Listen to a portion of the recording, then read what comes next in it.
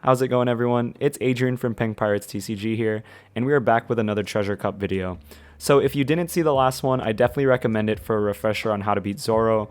But today we are just going to be going over how to beat those green Eustass Kid decks.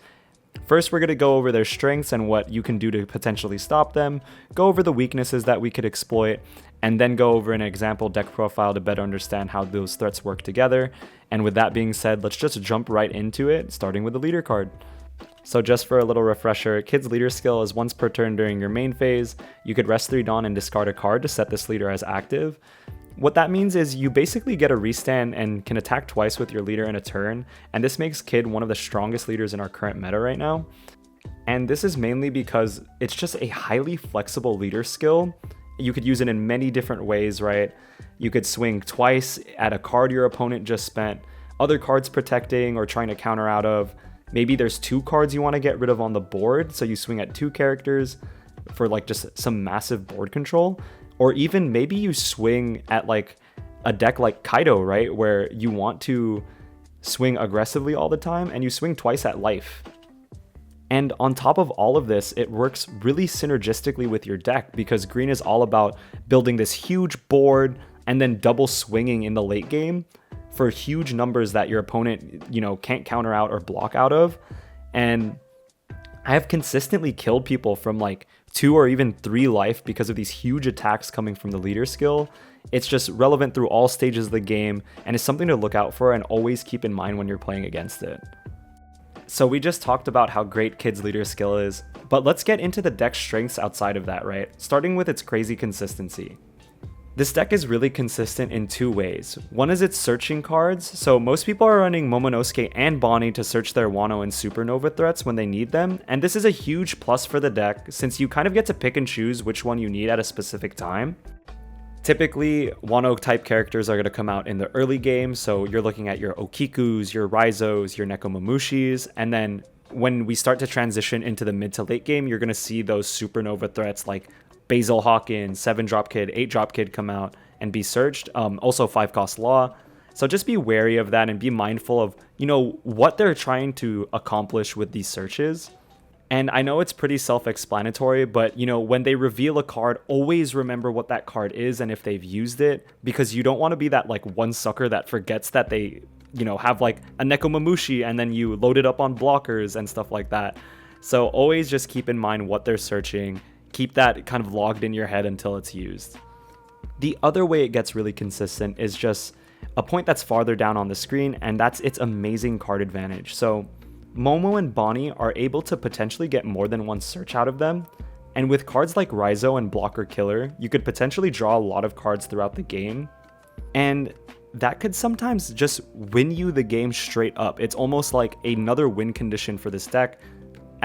I'm pretty sure if you've ever played against a green deck, it's very common for them to just have like these huge 10, 15 card hands if you let it go too far. So how do we combat this, right? So the first step is obviously just swinging at Momonosuke and Bonnie when they're rested after they've searched, And I don't mean just with your low attack characters with your like 2 and 3Ks, right? I mean with your leader. I mean, even if you have like a huge attack character on the field, you're going to want to usually get rid of those Bonnies and Momonosuke's, because a big mistake that I always see that people make when I'm playing this deck is that they will leave like a Bonnie or a Momonosuke up because they have like some 7k attacker they want to attack my face with, and I think in their head, it's not worth it since it's such a big attack attacking into a 1k, when oftentimes like you should do that because now on the crackback, that green player can just go crazy with card advantage. You don't know what they're going to search, and it just gets really out of hand and out of your control right away, right? The next thing we're going to do to try to deal with cards like Raizo and Killer, for example, is we're going to try to out them with our turn order. What I mean by this is both of these cards have to have some initial conditions met before they activate their draw effects, right? So for example, Blocker Killer has 3 things to him. 1, he has to have a Dawn under him. 2, he has to have 3 or more characters when he's using his block effect. And then also he has to block. So there are actually a lot of different ways we could deal with this, right? So For example, if they have exactly 3 cards on the board, if you use some sort of bounce or destruction effect, that's going to put them down to 2 characters on the board. Therefore, killer doesn't get his effect, no draw. If you use a card that rests him so that he isn't getting his on block effect, that is awesome.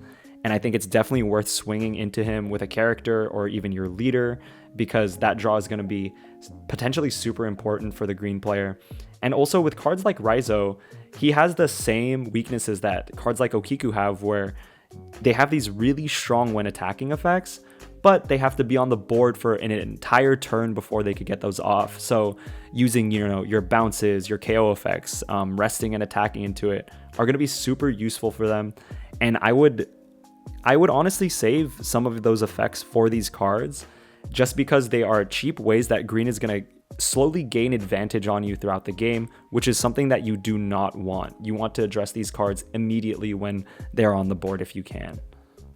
Green's next biggest strength is that since it's a mid-range deck, it's really good at switching between being offensive and defensive, and sometimes even doing both at the same time.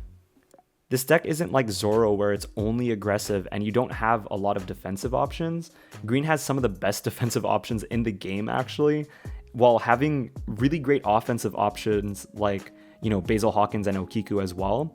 And this leads on to the next point, where they have these oppressive boards that just are insane to deal with, right? Like, they could hide behind an 8-drop kid and have huge swings like Basil Hawkins or 7-drop kid. So it's very difficult sometimes to gain the lead back after they've made this like unbreakable board. Green's whole game plan revolves around, taking board control early, keeping board control throughout the game, and just chipping away at your life until they could, create this huge board and full swing and send it into your life, right? So what we could do to combat this is we are going to try to take board control from green. I definitely don't recommend this if you're playing red specifically, just because I feel like that deck is way better at just going wide and swinging aggressively. It's not very good at taking board control, and you're gonna want to just out aggro the green player, right? And do it in a way that's smart, go wide, try to get their life, and then when they are trying to, deal with your board, that's when you rebuild it and do it all over again, right? But, for other decks, you might actually be able to take green in their board control game. So, for example, like purple is one of the kind of not hard counters, but it's one of green's more difficult matchups, because you have these huge threats that have these crazy on-play effects that instantly KO any value you get from your board, right? 7-drop king is just going to ruin blocker boards, searching.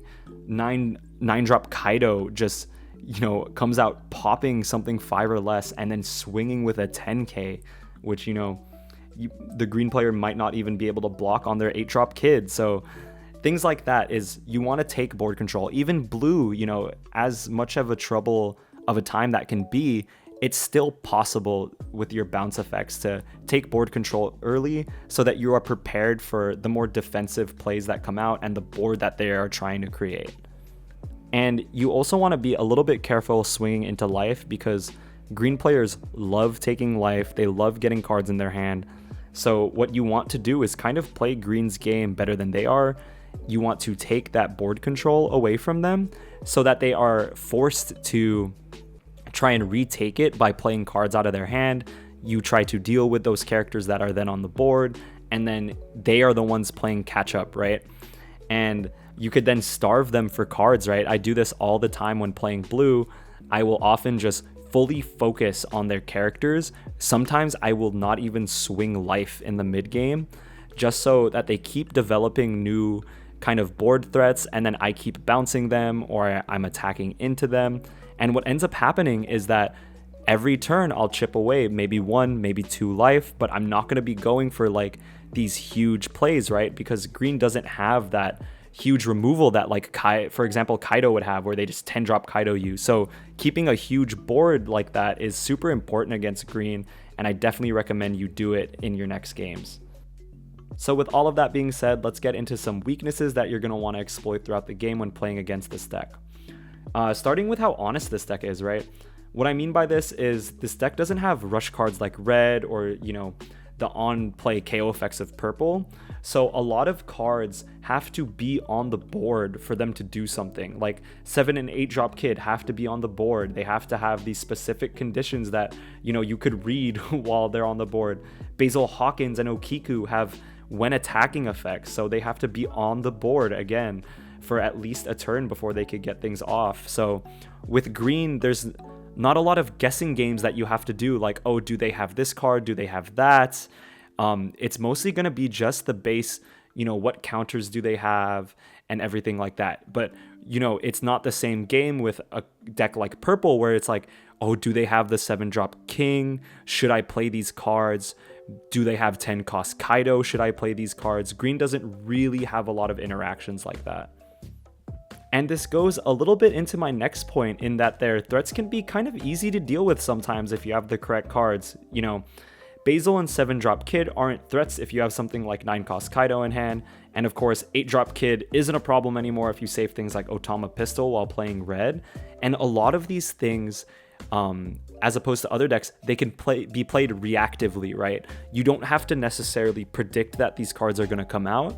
You just have to keep them in mind for when you're using them, right? So for Jet Pistol, obviously, like, I see a lot of green or a lot of red players playing their Jet Pistol on an Okiku, and that is good if you have like another Jet Pistol in hand, but then oftentimes they don't, and then when that 8-drop Kid comes onto the board, they do not have an answer for it and they just lose, right? So in general, you are definitely going to want to be holding these cards for their maximum value almost, especially with Otama Pistol, because I see too many red players getting rid of their Otamas, letting Jet Pistol go through without even thinking about the 8-drop Kid that might come on later on in the game. So just hold on to those, make it easier for yourself to, like, even if there is a greedy play to be had, right? You don't want to risk yourself losing to these, losing to basically one card in 8-drop Kid if you can help it. The next place that green is going to really struggle with is that green actually doesn't have a lot of hard removal themselves, right? Especially for the higher cost characters. The best thing they have is, you know, resting and attacking into things to remove your characters, as well as cards like Killer and X-Drake, but those are only going to be able to KO 3 and 4 costs, right? And that is super important because when you're playing against decks as green, sometimes it can be very difficult for them to overcome threats like Mihawk, like, you know, all of the, pretty much every Kaido card is like really tough to deal with. Aside from maybe Queen, because you have Okiku. But this is where, you know, other decks shine, and you're gonna want to maybe play a heavier endgame list with like filled with, you know, 7s, 8s, 9s, so that you can just have a board to deal with green that they cannot interact with outside of resting and attacking. And finally, we were going over this like very extraneously on our last point. We were talking about you're going to be able to outpace them if you can starve them for cards and just completely take over the board. It's going to really help you when you're transitioning from mid to late game, and especially in the late game when things could kind of get top decky. So just make sure you are trying to outpace the green decks in terms of board control. Unless you are playing red, just go face, just go wide and go face. All right, so now we're going to look over what I think is a more standard green list. Unfortunately for this deck, it's very hard to kind of get a standard for the deck because there's so much variance, there's so many viable cards that you could run, and it all just depends on what you value when you're playing green. Because it's a mid-range deck, you know, you could play it more aggressive, maybe more control-y, and then maybe even more towards the mid game by playing things like Structure Deck Law, right? So remember there's a lot of variance to this deck, but I just wanted to put this list up there because I think this encapsulates almost all of the potential threats as well as some trickiness with the event cards. But I mean, all in all, they're going to be the same threats. You need to worry about 8-drop Kid the most. So 8-drop Kid, when he has a Dawn under him and he's rested, you cannot attack any other character or leader other than 8-drop Kid. So what can we do to combat this? Again, We are going to try to take board control before this thing hits the board. We are going to build a board of our own so that when this 8-drop kid hits the field, you are ready to full swing into it if you need to. Even if they have blockers and everything like that, you're going to save some of those effects for it. And for dealing with 8-drop kid, we're going to kind of follow different rules depending on what's going on with the board, right? So if they play a naked 8-drop kid, which very rarely happens, you are going to want to swing with one character. Why is that? Because we don't want to full swing into the 8-drop kid and leave our entire board open for the crackback turn of green. That is one of the worst things we could do, and it will instantly lose you the game in most cases, because you're just bleeding out of cards. They're going to be swinging for big numbers. You know, Kid himself can swing for 9k, and that's going to be very difficult to counter out of, right? So in general, to deal with it, it's always going to be very, very game and board specific. It depends how many cards they have in their hand and everything. So as you're playing and as you guys are practicing against these green decks, see what works for you, see what doesn't work.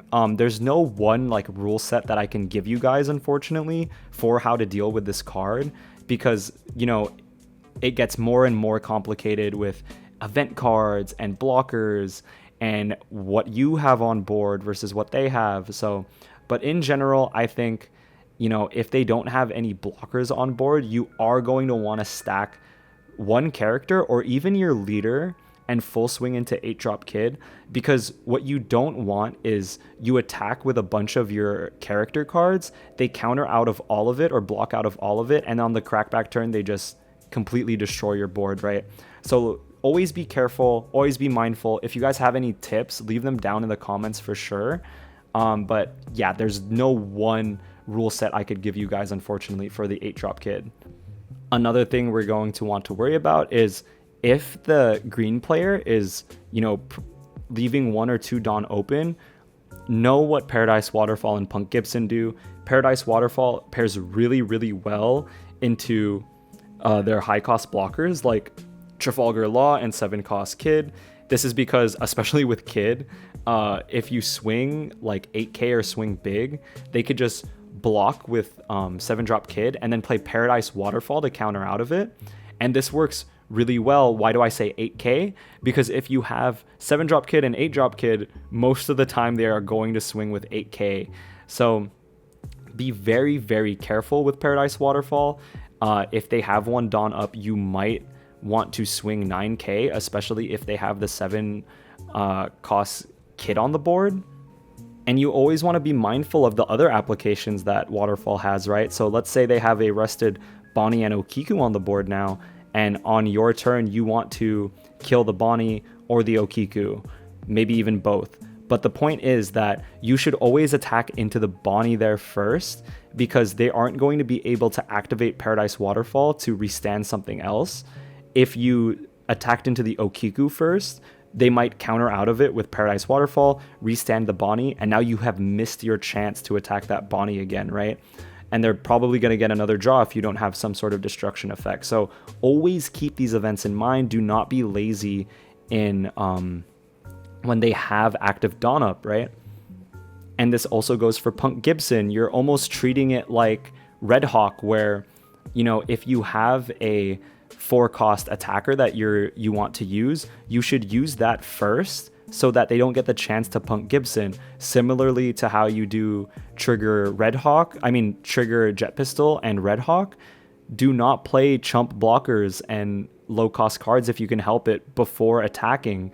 Always full swing first, then play your cards after. Because, for example, like, what if I'm playing blue and then the first play I do is like play a Boa Hancock and then I swing into life, they counter out, and then they rest my Boa Hancock. I can now no longer get value off of her on block effect or her blocker effect in general, and then she might also just die next turn for free because I misplayed like that. So always keep those plays in mind with the event cards, and you will be in such a better spot, honestly. Thanks for watching this video, guys. That's going to be the end of it.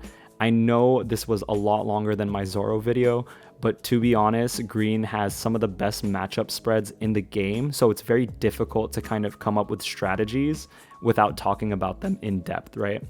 But I hope you guys enjoyed this video. Next time we're going to be talking about Kaido, and that's going to be coming out maybe this weekend or on Monday, so stay tuned for that. Make sure to like, comment, and subscribe, and as always, have a great day, guys. See you on the next one.